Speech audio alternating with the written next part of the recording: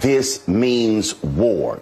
That is where we are. We are at war. All right, guys. So once again, we got to talk about the left openly calling for civil war, this time in defense of Joe Biden's Civil War Hitler-esque speech that he gave just a few days ago in Pennsylvania that really shocked the political world, because he basically declared MAGA supporters or Trump voters, actual people, a threat to this country, which is something that seems to be unprecedented for a president of the United States to openly do in a primetime speech. However, you have some people in the mainstream liberal media that are defending this, okay? They're defending this, right? And I believe that those people must be called out, okay? Because some people are trying to escalate this situation even further. They're trying to escalate the extremist rhetoric coming from the Democrat Party and Joe Biden by saying that, you know what, we are in a war. We're in a civil war with Trump supporters, okay? They don't want to live in the same country with Trump supporters, and they basically said we will fight, okay, or go to war for that. This is what they're openly saying on MSNBC, mainstream liberal media. And it is mainly black liberals, okay? Black liberals going on MSNBC saying that they will fight a civil war for their white master, Joe Biden, okay? Again, kind of crazy how that works, considering how they accuse black conservatives of being the, you know, Uncle Toms, the sellouts, the Sambos, right? But they're willing to fight a war, okay? They're willing to fight a war for Joe Biden, okay? The guy who has openly said things that can be characterized as racist in the past towards black people, right? But anyways, we gotta talk about a segment here from Tiffany Cross's show, the show that, you know, seems to have the most hateful rhetoric on TV. She has surpassed Joy Reid, okay? Which I thought was impossible for hateful rhetoric. As her and Roland Martin and another guest who's irrelevant, I don't know her name, right? They basically opine on how we are in a civil war and how they want to go to war with Trump supporters. They want to fight. And they're saying this openly on MSNBC. Take a look. I'm Tiffany Cross. And these days, it feels like we are not just at the brink of a civil war, but that one has already begun. I think that's such a crucial point. His followers, Republican, mainstream establishment Republicans, are echoing these calls for violence, all but threatening it. What was your take? Well, first of all, I have my red LED lighting since the Republicans are so, oh my God, upset because President Joe Biden, they claim, oh, he looked like he was in Russia.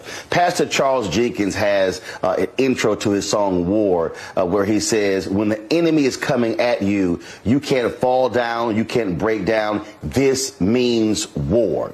That is where we are. We are at war with these people. These folks are evil. They have allowed evil into their house with Donald Trump. He has now dominated the party. This evil is spreading. And when you are in a war footing, you have to respond accordingly. It's about time President Joe Biden decided to get tough. It's about time his advisors stop being weak and stop being impotent and not fighting back. What these people want to do to this country is destroy democracy. They want to rig elections. And so it requires you to stand strong. You don't walk comments back. You don't wilt under the pressure. Republicans and conservatives, they are weak. All they do is whine and complain. Oh my God, he called us semi-fascists. They have called Democrats Marxists. They have called them communists. They have called them socialists. They have called them pedophiles. And all of a sudden, now you get hit and now you start whining. Well, guess what, Democrats? Guess what, Biden? Guess what, Jamie Harrison, Schumer, Pelosi, and everyone else? You keep hitting. You keep pounding, because this is about the future of our children. I've got 13 nieces and nephews, and I'll be damned if I'm going to leave a country for them run by these crazed, deranged folks who want to impart evil in every facet of our society. Obviously, Republicans, I think, are the biggest threat to democracy. We don't separate right-wing extremists and Republican Party anymore. Yeah, so there you have it, guys. Once again, MSNBC openly calling for civil war, okay? Openly saying that, hey, we want to fight almost half the country, okay? We want to go to war.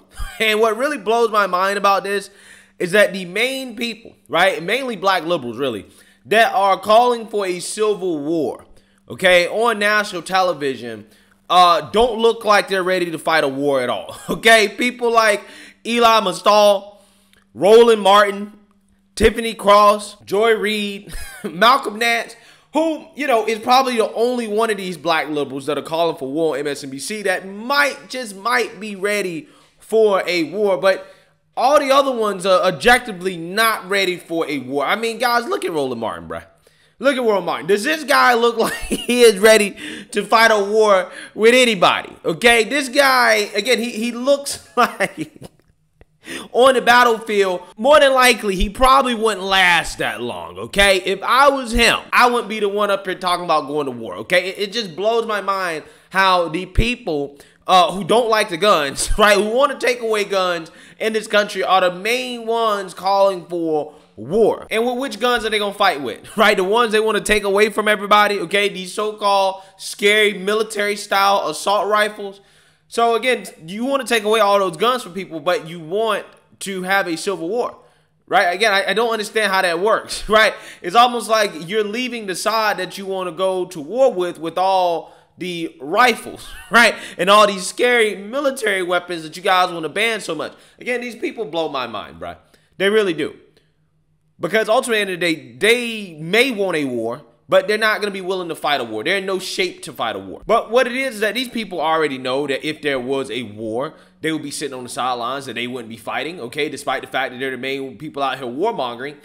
But what they probably believe is that, hey, well, we think that the military is going to fight our war, right? Similar to how Joe Biden says that, hey, you should give away your guns because it doesn't matter. The military has bigger guns, right? You need F-15s and nukes, okay, to fight a war with us, right?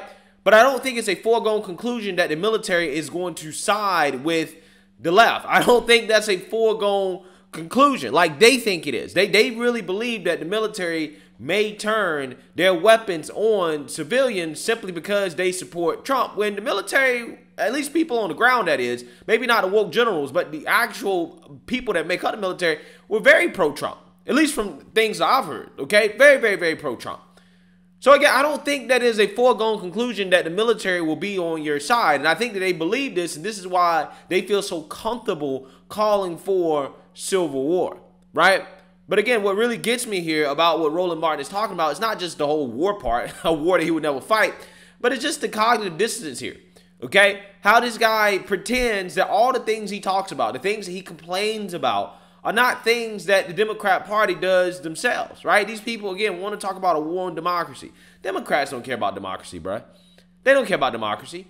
Because, again, if they care about democracy, they would have spoke out against the extremist protesters that were trying to threaten Supreme Court justices, okay? They don't care about our institutions. They don't care about this country, okay? And Roland Martin tries to excuse Joe Biden calling the people, okay, actual voters, semi-fascists by saying, well, they call Democrats socialists and communists and pedophiles and stuff like this all the time. And it's like, wait, hold on now. Democrats actually come out here and claim that they're socialists. I know we're saving the speeches for a little later, but today we really proved that socialism wins.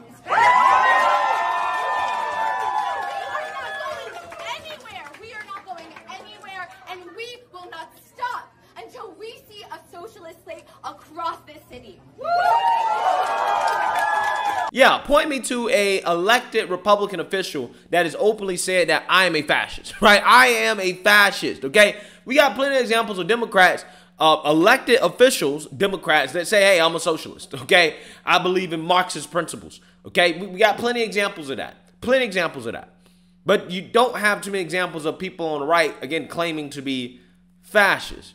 Okay, and then he wants to complain about, well, else you call us pedophiles and blah, blah, blah. It's like, well, you are the party that supports grown people, teachers, talking to kids about sex and gender ideology, right? You know, these teachers who tend to be getting in trouble with, you know, engaging in activities with kids that you shouldn't be engaging in activities with. Yeah, I don't think we have as many supporting examples to say that Republicans are fascists as we have to say that, hey, you know, Democrats are, you know, socialists, communists, Marxists. I think we have plenty of examples that may point to those statements actually having more accuracy, okay, than the whole Republicans are fascist thing, okay?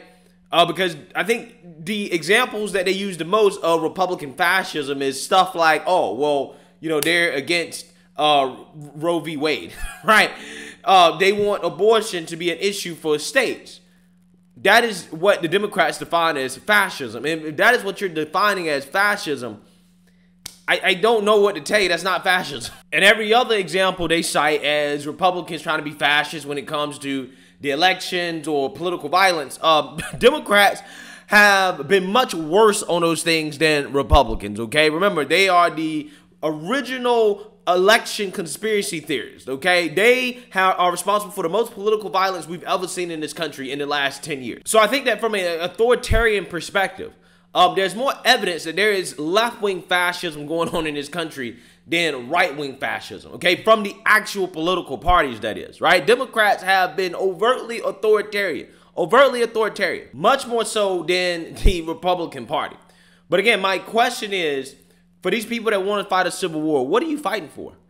You're fighting for Joe Biden. You're fighting for white liberals, because it's not like Joe Biden's actually helping black folks in this country. You ain't fighting for black people. Crime is out of control. We got an inflation crisis, a gas price crisis. Again, a lot of these things happening because of Joe Biden's policies, because of far left progressive policies at the local level being soft on crime. This is disproportionately affecting whom? Black people. Again, Joe Biden's the same guy that's responsible for the drug bills, responsible for the crime bill, the same things that these people complain about when they talk about black people being systemically discriminated against and disproportionately incarcerated by the system and targeted. Joe Biden was responsible for those things. So again, why are you fighting for this person? Why are you fighting against the guy Trump, who's willing to listen to black people, who's willing to come to the table and say, hey, what can I do to help? Whom black people prospered under Trump, relatively speaking. Okay, they prospered. Lowest black unemployment ever. Trump is the one that started giving out all this money to HBCUs, and the Democrats had to follow because Trump started that. Trump was responsible for the First Step Act, for prison reform. Trump was willing to work with black folks. But yeah, you guys want to fight a war against him, a civil war against him, right? And then these people turn around and tell you, I'm pro-black while actively fighting against black people in their best interest. Again, it's like I tell you guys, these people are not pro-black. They are pro-Democrat. They're pro-Democrat. They're so pro-Democrat that they are willing to fight a war for Democrats against the best interest of black people, right? Again, it really blows my mind. It really blows my mind. Let me know what you guys think. Make sure you like, comment, and subscribe. Most importantly, share a black conservative perspective. Peace.